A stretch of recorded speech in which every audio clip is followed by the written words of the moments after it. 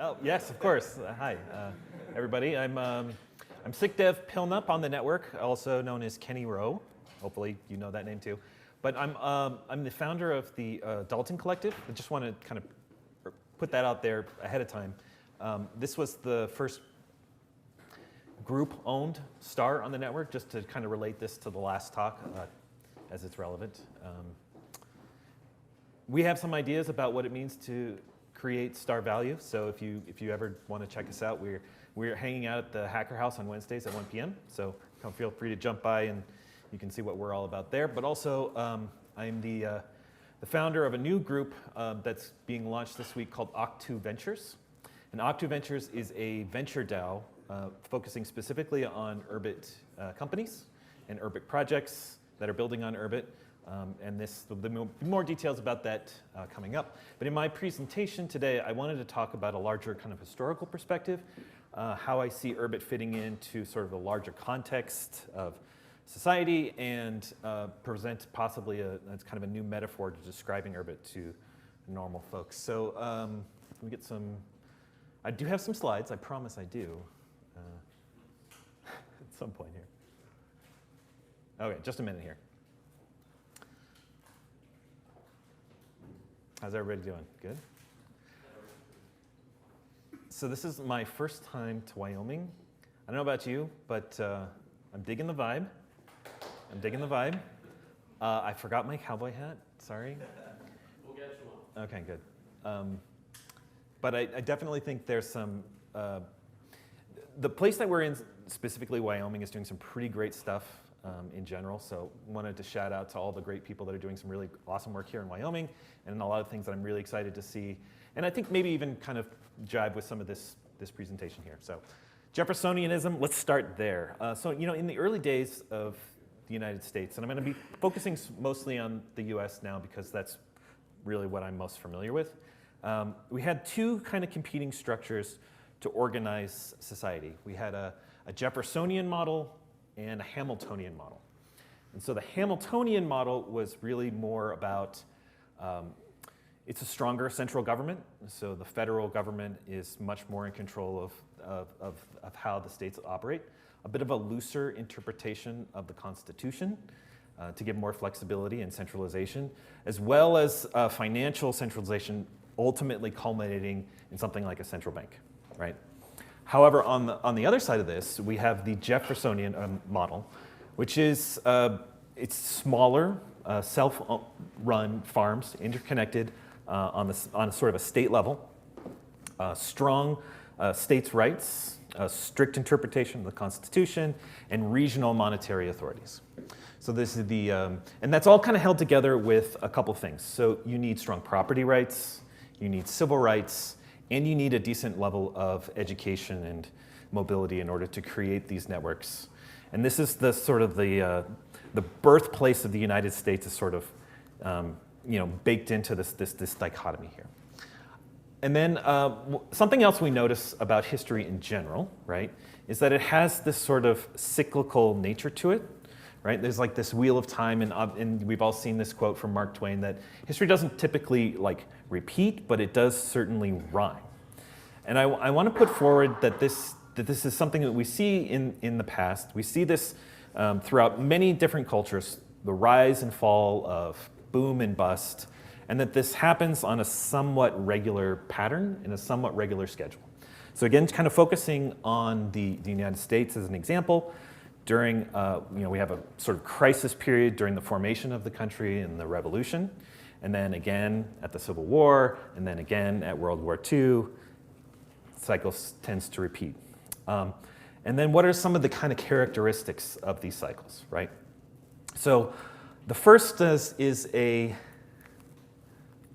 we go, disintegrative periods.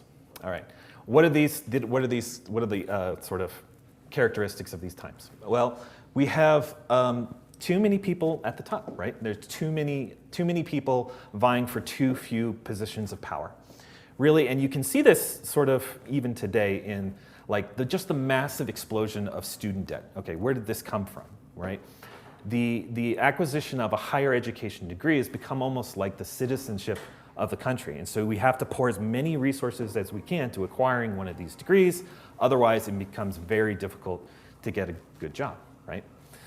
But once you have these, then there's only so many people who can be CEOs, who can be congressmen, who can be, these very elite positions. And we're turning out graduates left and right. And then eventually you get to there's competition. There's competition at the highest level for all of these things, and that creates conflict at the highest sort of levels, right?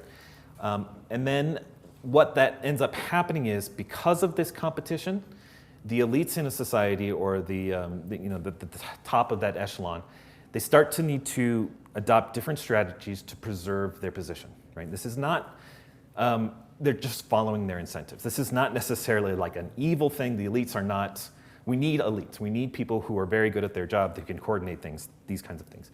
But when the competition gets high, then they start to need to preserve their position.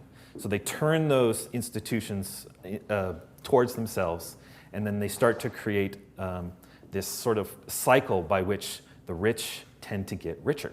The elites tend to consolidate power, right? And then this ultimately has a decline in overall living standards for the lower parts of the population, the more common folks in here. And obviously this creates conflict, right? And we see this throughout sort of time. And then also this feeds into institutions, right? So as over time, these institutions become rigid. They can't adapt to social change as good, and there's a general loss of public trust, followed by that economic decline. Oh boy, sorry about that. Here we go. So integrative periods. So contrast to the sort of the decline, what is the period by which usually things are coming together, all right? So this is the much more positive part of these two parts which we see societies running through. So in integrative periods, we tend to see the elites are much more cooperative. There's fewer of them, by the way. And then they direct those societal needs towards a more broad-based social order. So there's far less conflict within sort of these periods. There's a lot more cultural flourishing. And this can often be sort of exemplified through big infrastructure projects. So if you think about past integrative periods, and at least in the United States history, following the revolution, there were big infrastructure projects like the Erie Canal. Following the Civil War, you had things like the transcontinental railroads and the highway system following the Second World War. These are the kind of hallmarks of integrative periods coming together, cooperation, community spirit, shared values. And of course, these tend to come after disintegrative periods, right? Such that these two things, they're tied together. They come back and forth, they flow into one another, okay? Well, where are we now in the current moment? That does seem, somewhat obvious that we are again facing this somewhat disintegrative period where the institutions of society have become far more rigid. There are so many elites that there's so much competition that it's now becoming, we're seeing movements of counter-elites, and these counter-elites are conflicting with the existing structures. So this is, we see this all throughout the history, and this is obvious, or this has been portrayed in classical art for time immemorial, right? This is the fourth stage of Rome here. But there's something else. Every new integrative period, there's a new paradigm, a new ethos that it's embedded in. And what I want to put forward in this presentation is that, while we find ourselves in a current time of strife and conflict, there will be an integrative period after that of renewed, invigoration and social order, but it will be rooted in something else. It won't be rooted in the older technologies of social coordination and institutions like central banks and, it'll be rooted much more in a digital epoch, right? And this is going to redefine what those things are. We will still have positions of power, we will still have elites, and we will still have all the same general roles that we have, but they will be redefined. So who are those people that harness and understand the digital landscape and can push those resources in a particular direction, right? These would be the elites, the ones that know how to maintain and control these sort of digital flows. And then in this new integrative period that we will be in at some point, those that will be much more constructive towards a larger base of the population.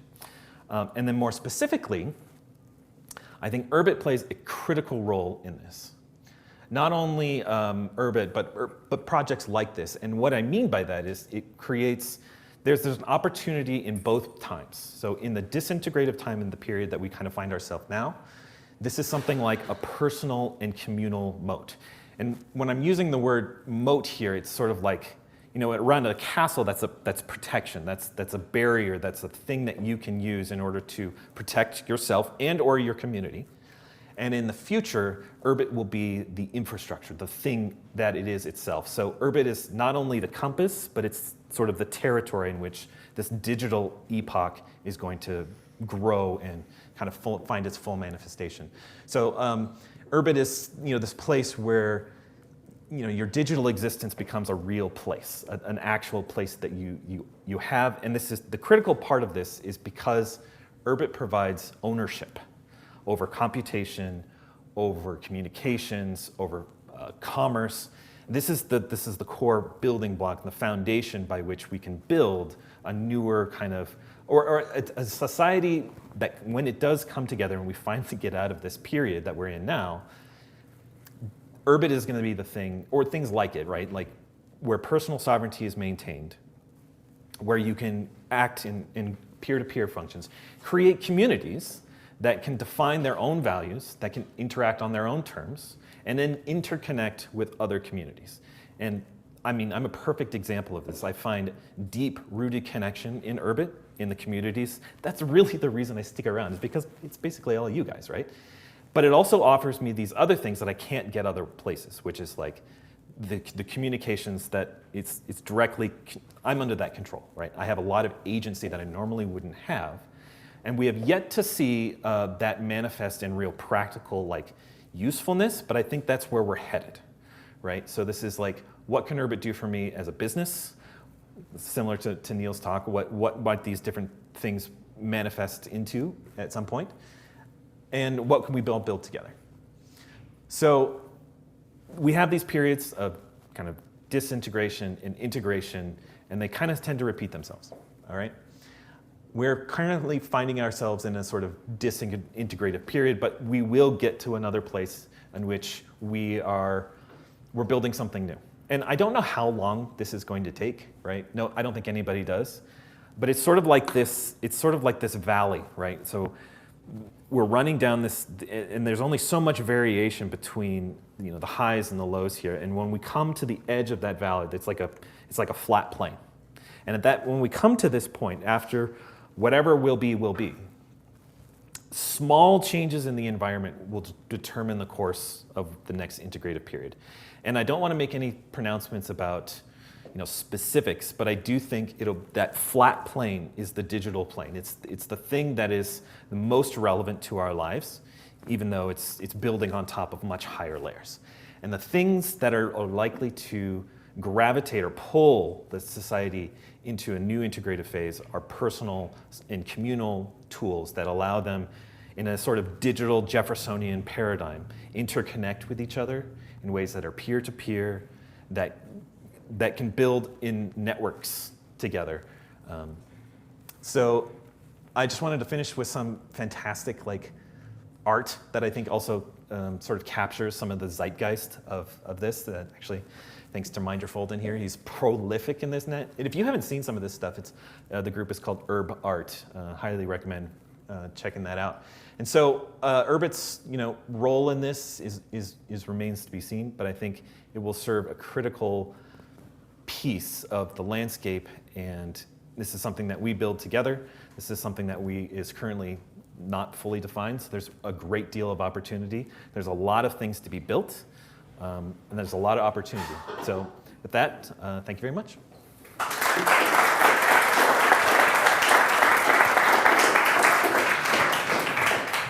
Any questions? Or Oh, yeah, sure. I mean, questions? Anyone? Yeah. Jake. Is it possible to identify using metrics like what period we're in and maybe what phase of that period we're in? Yes, obviously. So a lot of the ideas here that I'm drawing from is from a scholar. His name is Peter Tacen. And so if you haven't read any of Peter's work, he's trying to create a science of history. And what that means kind of more practically is if you create a model and you think you have the right idea, can you actually prove that against objective metrics? So in his case, he really thinks there's these two key factors that define these disintegrative periods. How many elites are there in society, and how many jobs do they have, and what is the overall living standards of most people? So he calls these things elite overproduction and popular immiseration. And you kind of need both of these things, so you can count it, right? So you can look at, in terms of like just how tall are people, what's their nutrition, what is their like death rates, those kind of things. And when those start going down, right, then you know that you're in a disintegrative period, because he calls this the wealth pump. You know that that's where the resources of the kind of society are going. And then you can count things like how many lawyers are we producing? How many doctors do we have? How many positions of power are there? Because there's only 100 senators. That's been that way since 1948, right? And then you can see the internal competition. So there are metrics you can look at. You can absolutely see this. And you can also see throughout history that how long do these periods typically last. And then I think probably the way Peter would characterize this is that you're going to have continued upheaval until you fix the structural problems, which is basically too many elites and not enough prosperity getting spread around. And those are two things you can measure. Yeah, what are the transition periods, like from disintegration to integration? What does that look like, right? Like where does a revolution form? Like what does the data kind of show if you kind of look back on these different events? Right. So it's usually around a very acute crisis. Typically war, right, is the most common. So in the revolutionary periods, literally the Revolutionary War, the Civil War, and World War II. Not always the case though, and sometimes there's a wide range of possibilities that can sort of alleviate the structural problems. But I mean, in terms of what we've seen to date, we're seeing the build up of these pressures. We have seen parts, like COVID is an example of, epidemics can also be these things. I don't know that it was the thing that's going to be the transition point. It's hard to say, but these periods tend to last. And another thing, like this is very popular in the zeitgeist, like with things like the fourth turning, right? It's a similar idea that there's sort of like this generational period, 20, 25, 30 years, by which these things get hashed out and worked out. And we might be something like halfway through that, something like that, right? So there's probably still some more to go. I don't think anybody knows for sure. There's still a lot of variability in these things. And it's a fool's errand to try to make specific predictions about any of it, really, other than it's going to continue to get worse until the structural problems are fixed.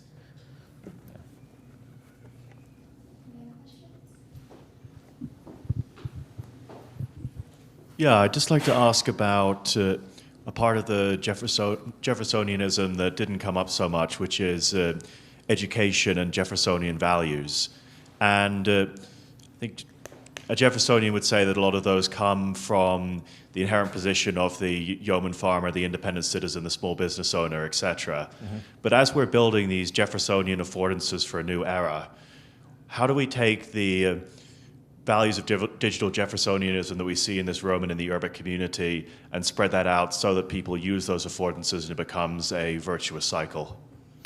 Okay, so let me try to maybe rephrase some of the question to make sure I understand, right? So in the kind of the Jeffersonian era, there's these sort of local farmers, and they're the ones that need the education, right? Or how does the education in the Jeffersonian perspective, because there's two sort of classes here that we're talking about, the farmer, yeoman farmer, and then the sort of everybody else, right? In your question, how are those related? Well, the yeoman farmer being sort of paradigm of the Jeffersonian person or household, so that Jeffersonianism has these values of independence, of the value of rights, of believing you can have a good life outside of the elite competition. So what does that look like for the digital age? Yeah, and I'm maybe saying outside of the elite is okay. That's a good point. Okay, so how does that relate to Urbit, and how does that? Yeah, So the vast majority of people that are going to be using Urbit in the future, they're going to be using it for pretty practical reasons if we do our job right. So this is, where is my community and where am I based and how do we communicate? If I want to do business, or when I want to do business and how I do business, how does that actually happen? Is that intermediated by a large corporation, by government, or by something else? Or are we going peer-to-peer, right? So in the elite context, it's still going to be more about building tools and protocols and these kind of more higher level operations. But yeah, lower in terms of maybe education, I'd say the ability to interact with digital tools in general is part of that education. And we can only get to that point after we've had a generation that's grown up digital. And we are here, right? What does Sam Frank like to call himself? A geriatric millennial, right? So the oldest the millennials are now turning 40 plus, and the youngest being around 20 or so. And this is the group of people, maybe to get to your point, they have the internal, like the skills already sort of there to deal with this digital realm, and that's going to become more and more and more relevant as the digital expands far beyond what we kind of see currently now in the physical. That's kind of what I see as the educational component. There's still, of course, the classical notion of education and somewhat credentials, but it's also going to be competency, like what can you actually do, what comes natural, what did you grow up with, right? Some of these types of questions, which will probably have its own morph, into something else as digital becomes more of what the society is like embedded in. Questions? No? All right, well, let's give it up for sicdev-pilnup, everybody.